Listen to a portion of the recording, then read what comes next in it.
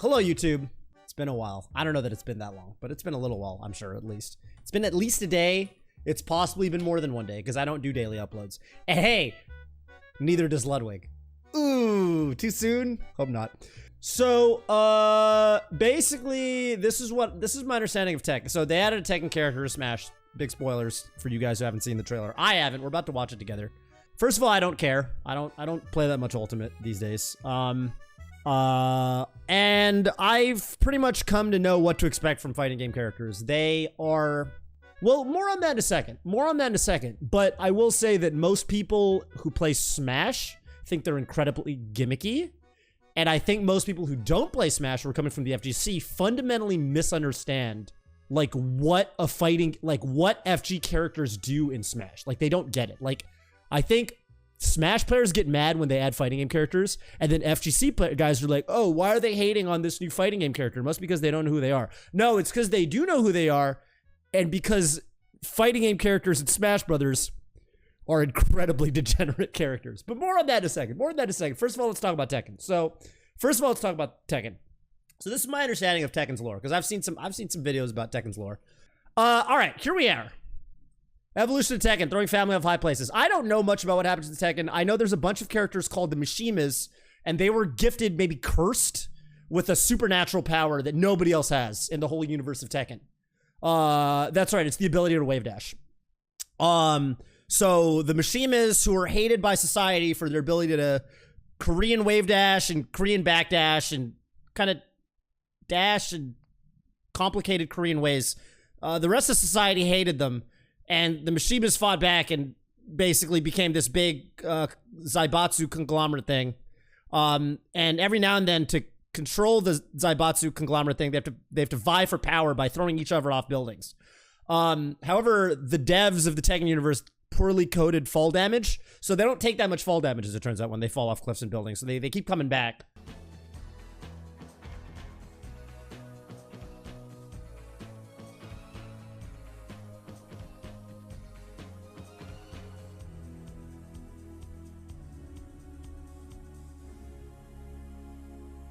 That's the face I make when I throw my dad, grandpa, something off a cliff. No one's talking about how Ganon's mouth is making a pog shape. Why is no one talking about this? See, this is actually good for Kazuya, right? Because the way you kill people in Smash, fundamentally speaking, is you throw them off the cliff. That's actually like the main way you kill people in Smash. Sometimes you kill them off the top, but usually you're throwing them off a cliff. Mewtwo King built a whole career off throwing people off the cliff. So when you really think about it, Kazuya has always been very well suited to Smash Brothers. From here, I wanted to talk about a phrase that I think for a long time there's been a fundamental disconnect on in Smash and the FGC. And this is something people need to listen up. This is actually more for FGC people than for Smash people. The word Shoto to Smashers does not mean what it means in fighting games. And I saw this for the first time, actually a couple months ago on Twitter, maybe even like a year ago. An FGC guy was making fun of a Smasher, a Smash Ultimate player, because the Smash Ultimate player was complaining about Shotos. And the FGC guy saw this. And you guys gotta understand, in the FGC, Shotos are like, you know, well, Shoto stands for Shotokan Karate, which is theoretically the style of martial art practiced by Ryu and Ken. So Shoto in the FGC correctly refers to Ryu and Ken, and more broadly, just that archetype of character. But like Chun-Li would not be a Shoto. Whereas if they added Chun-Li to Smash, I'm sure people would go, oh boy, another Shoto. I don't even know if they call Akuma a Shoto. I guess he is. I actually am not sure. Like, does he even count? He's got the Misatsu style, right? Is that something different? He goes like, Mits. I don't even know if he's technically a Shoto. Is he? People say he is. In fighting games, though, more broadly, speaking outside of like how they look, gameplay-wise, a Shoto means like a very plain, vanilla, fundamental character. Just like, broadly speaking, it means you're well-rounded, and more specifically, you have a projectile, like a Hadoken, you know, you have a DP, an invincible reversal, like a Shoryuken. And then typically you have a Tatsumaki, like a forward advancing spinny kick move. And those are kind of the makings of a Shoto. In fact, I would go so far to say that in Smash, the real Shotos are Mario and Luigi. I think intentionally, when they made Smash 64, I think they very intentionally designed those characters, Mario and Luigi, to look and feel like Shotos. I mean, they have a fireball. They literally have a Dragon Punch looking uppercut move, and they have a down B that they spin around. It's a tornado move, and you can advance with it, kind of like a Tatsumaki, except they're not really kicking. It's more with their arms. But they're very, intentionally kind of supposed to look like, not look like, but feel like, they're like, how do we take these characters who used to kill their enemies by jumping on them and give them fighting moves? And they decided, well, they're kind of the flagship characters of the series. Let's give them simple, Ryu Ken style Shoto moves, right? And okay, obviously those characters kind of evolved. I would not say Luigi is considered a particularly plain character anymore. I mean, as recently as Melee, I would say Luigi is considered a pretty wonky fucking character. But that's not what Shoto means to Smashers, okay? To Smashers, Shoto doesn't mean a fundamentals, simple, like, straightforward, well-rounded character. The way Shotos work in Smash Ultimate and Smash 4, here, let me see if I can find, TLDR, Ryu gained notoriety in Smash 4 in no small part, because, like, if he had Rage and he hit you with the Shoryuken at 50, you died. And it was, like, colossally stupid, I think. He was, like, not considered a fundamentals character. He was considered a highway robbery character. The way, like, FGC people talk about grapplers, like, characters that have, like, whack neutral, like, okay, obviously grapplers are typically big and they grab you and they put you in their kind of vortex and they do way the fuck too much damage. And you kind of want to keep them out. That's actually close to what, like, the archetype of what Shotos are in Smash. Like, the way Shotos basically work in Smash 4 and Smash Ultimate is they've kind of whack neutral. They're pretty slow. They're not very fast. They kind of have a hard time getting in. They don't have a good air game.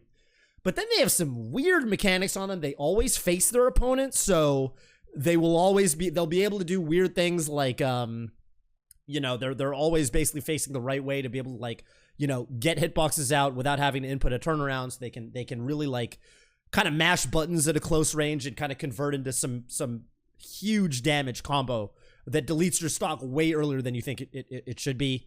Their pressure is ridiculous. Like, they touch your shield and your shield might explode. They're gonna kill you at 50%.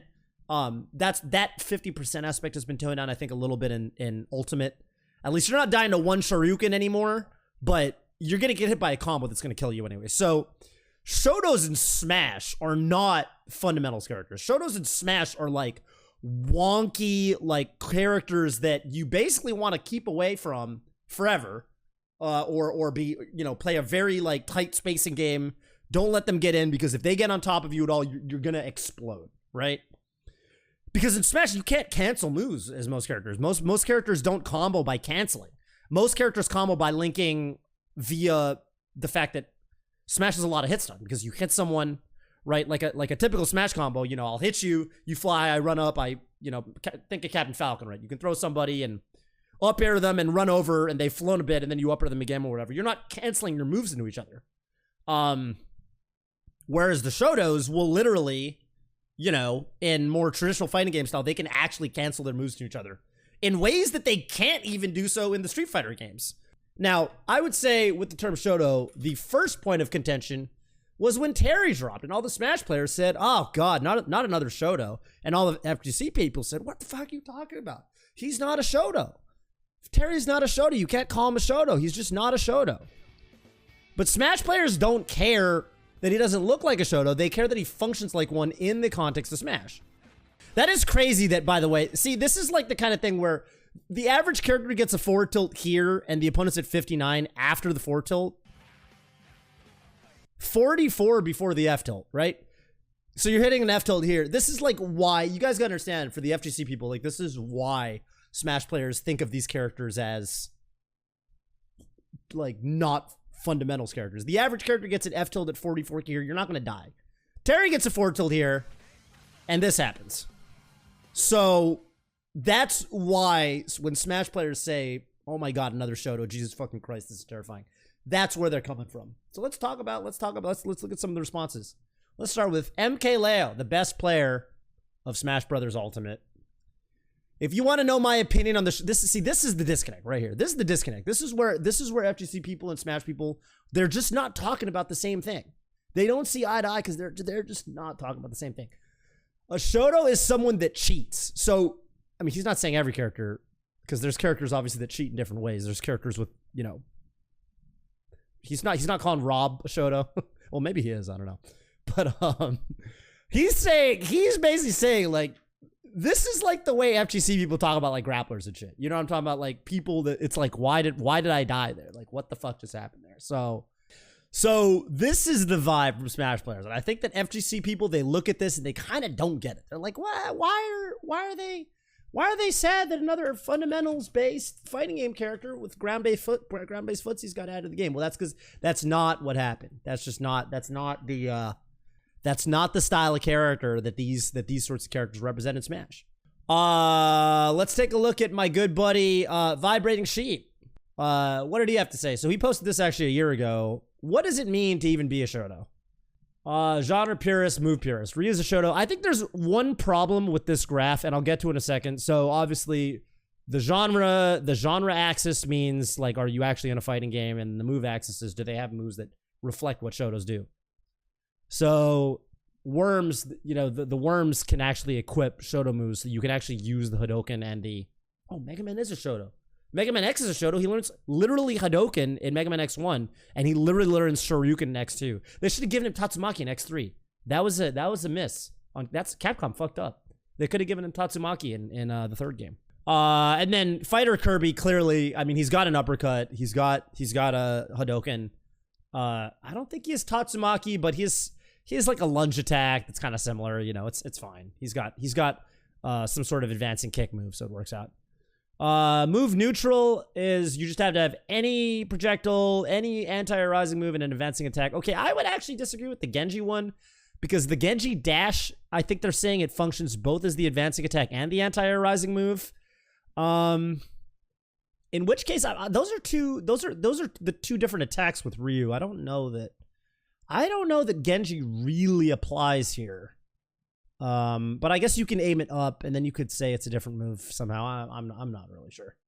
Next, genre rebel, Michael Jordan. Michael Jordan can shoot the basketball. That's a projectile. The anti-air, I guess he's like preventing you from dunking, and the advancing attack is him moving forward, I guess. So, you know, okay, I'm with it. Next, genre purist. So we're still in the realm of fighting games here. We got Matera. Yeah, I'm with this. That makes sense to me. I played a lot of... I think Matera fits the bill. I think there's a lot of characters. The funny thing, though, in Grand Blue Versus, the characters were so... there are a lot of characters in Grand Blue Versus that fit the bill. I feel like over half the Grand Blue class ultimately are Shotos. Like, when you really get down to it. Because, like, fucking almost every character's got a DP, almost every character's got some neutral skip, and almost every character's got a projectile.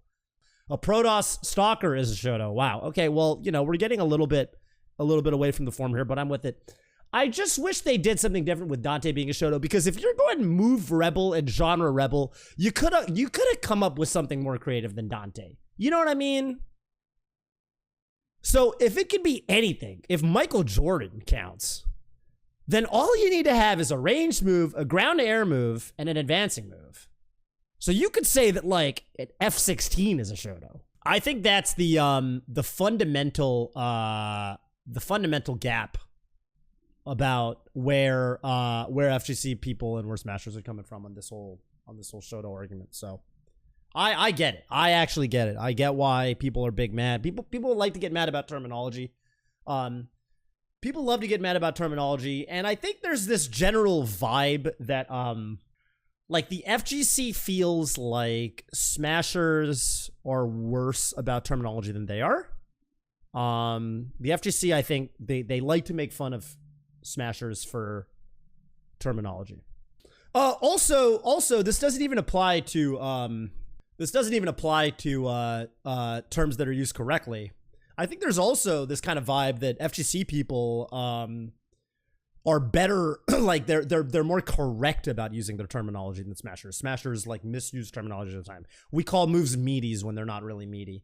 We call things option selects that aren't really option selects. And this is something that I used to agree with until I was on an analyst desk. I guess what we call an analyst desk at Evo, called the Jump Off. Love the Jump Off. You know, the Jump Off is this thing. If you've never watched more recent years of Evo, what they do is they get a bunch of commentators from different games, and they have them all get, 4 of them will get on a desk, and they'll go around and they'll show hype moments from different games at Evo as they're happening. And usually like 1 or 2 of the commentators will know the game really well, and the other guys won't. So I would be on with like Sajam and Hell Pockets and Juna or something like that, right? Yeah, we were talking about something. I don't remember the context exactly because it was 2 years ago. This is in August 2019.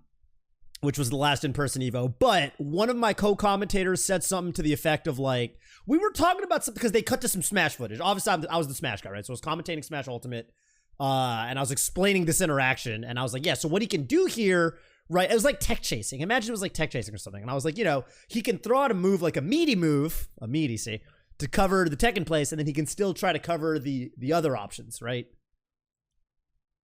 And then the guy, I forget who it was, like, it was so, I don't want to blow him up, so I don't even want to try to think of who it was, but it was an FGC commentator, a well-known one, and they're like, oh wow, so it's like an option select. And I was like, okay, it's actually not an option select. That's actually not what an option select is. And then I realized he just did the exact thing that Smashers do, right? And then I was like, all right, well, just no one is safe. Like, if FGC commentators call things option selects that aren't option selects, then I'm done. I'm done correcting Smashers. We're all equally at fault here. You know, every scene is the same at the end of the day. We're all just gonna call things that aren't meaties, and we're gonna call things that aren't option selects, option selects. And I'm just gonna be mad at everybody forever. So, it's fine.